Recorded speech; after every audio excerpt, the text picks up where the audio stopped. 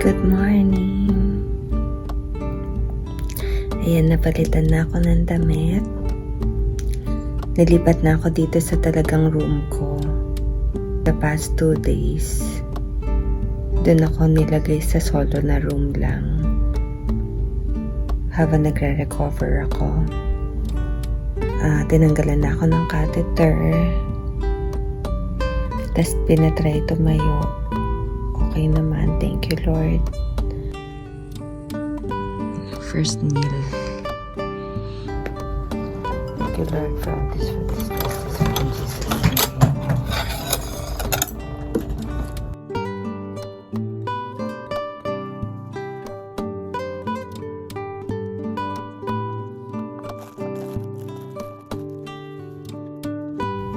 Grabe, paano na magaya mukha ako? First step to. Struggle pa akong tumayo at umupo. So yan, kain tayo. Finally, may matamis.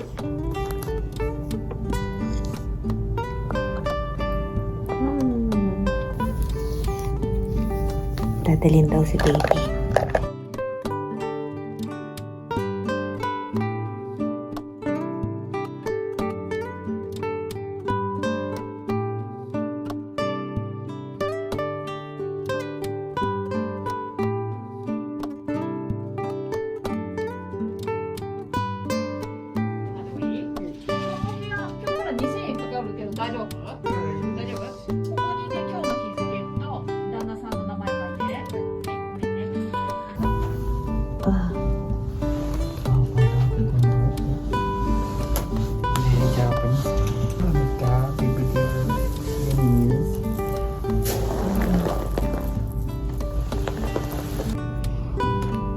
Baby! Si Aling maliit. Hi! Dinner time. Second heavy meal. After operation. Tapos merong gamot, painkiller daw. Si Daddy kakaalis lang ngayon. And nagsisimula na yata yung postpartum ko. Iyak na ako ng iyak. Kain tayo.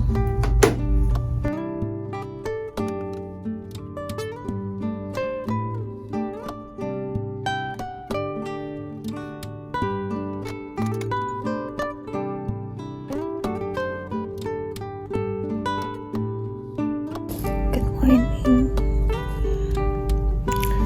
Today is Thursday. So 4th day ko na ngayon, pero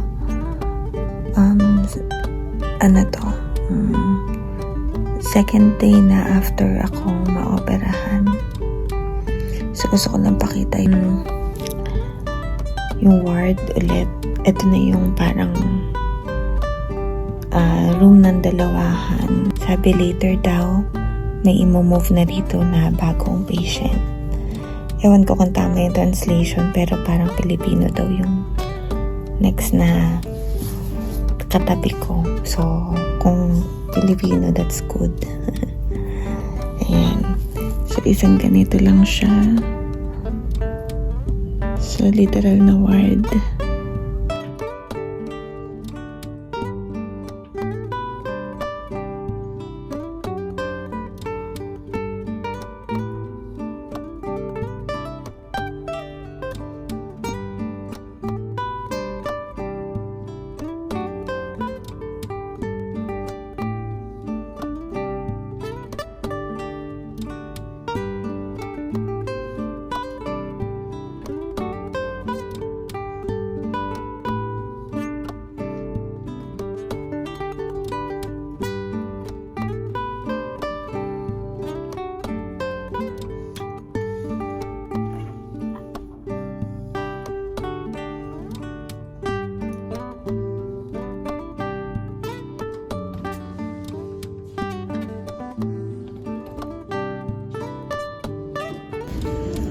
So, first time kong maliligo. Kukuha muna ako ng yung signage. Dahil dahil ako na yung next na matiligo. Ang sakit, grabe ang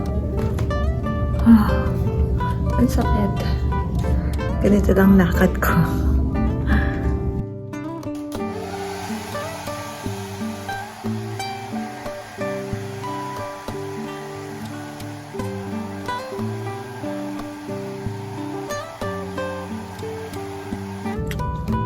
Hi, nakaligo na ako. At ito, naglalakad-lakad sa hallway. Kasi para daw mabilis kumalim. Kasi lakad-lakad tayo.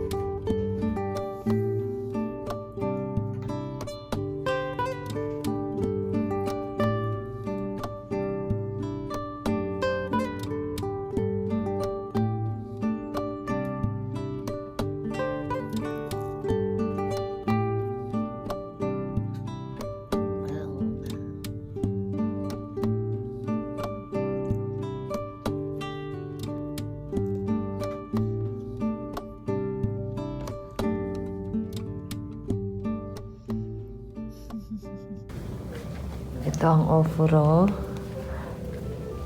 Uy, sino yan?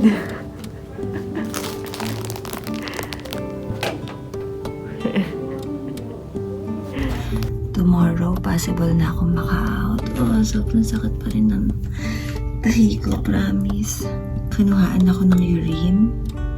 By the way, ano oras na ba? 7:30 AM. So, parang mga 6 AM, kinuhaan ako ng urine. And then, kanina lang, 7 o'clock, nuhaan ako ng blood. So, bakit dalawa? Di makita yung ano ko, ugat. Excited na ako umuwi. I miss you, baby Celine. Today pala, pupunta dito si Daddy ng lunch kasi meron daw kaming celebratory meal. So, let's see later kung ano yung mga pagkain.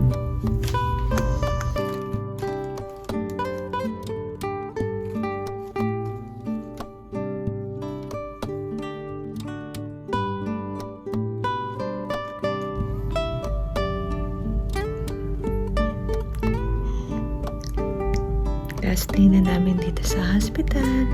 And ito na si baby. Ako na paadaga. Pero sa gabi, kinukuha nila para makatulog kami na maayos.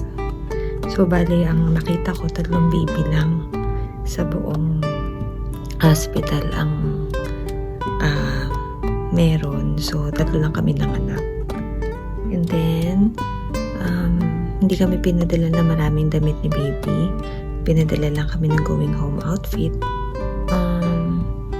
Meron lang mga provided dito na damit and gamit. Meron na rin mga diaper na provided and milk, ayan, and feeding bottles. So, parang kagaya pa rin yun sa una kong napag-anakan. So, yan, kaya hassle-free. Sino naka-formal?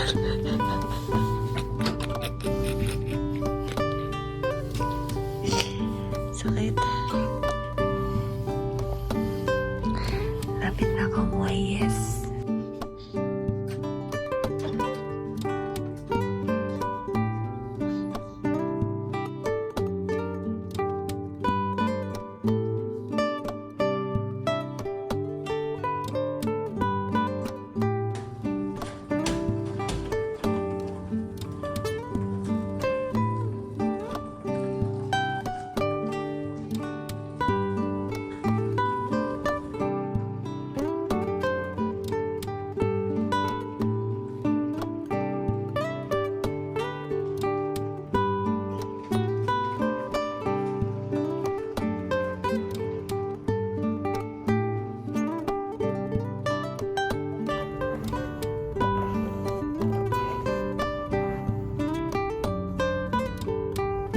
Uwian na. Uwian na. Ayan, na-clear na kami at uuwi na. Papalitan ko na ng going home outfit si baby. Naka-going home outfit na. Ay, iiyak na siya. Ay.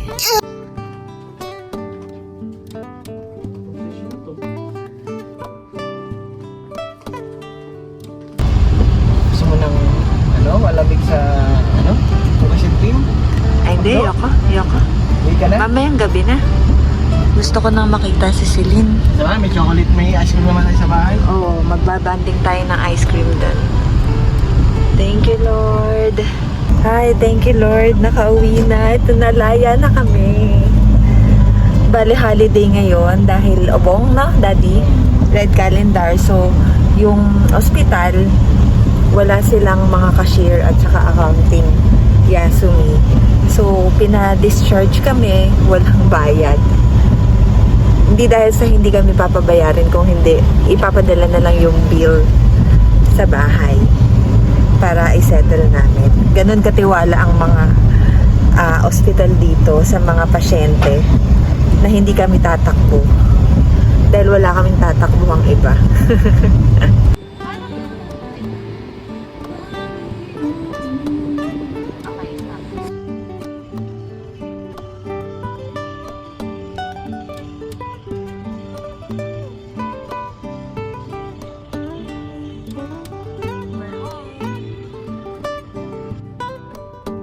Bakis, mami, bakis. I love you. Uy, miss you, anak. Opo.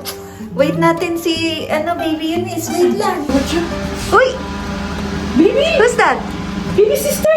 Baby sister. Sister!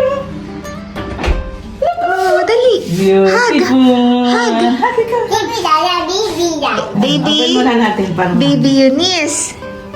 This is Baby Eunice. Baby Eunice, welcome home! Welcome home.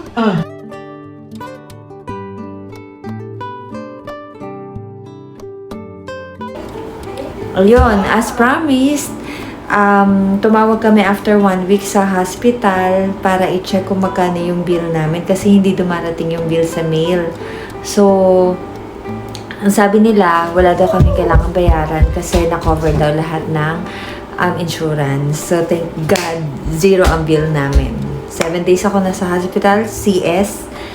Akong nanganak kay Baby Eunice, and then zero yung bill. Thank you, Lord.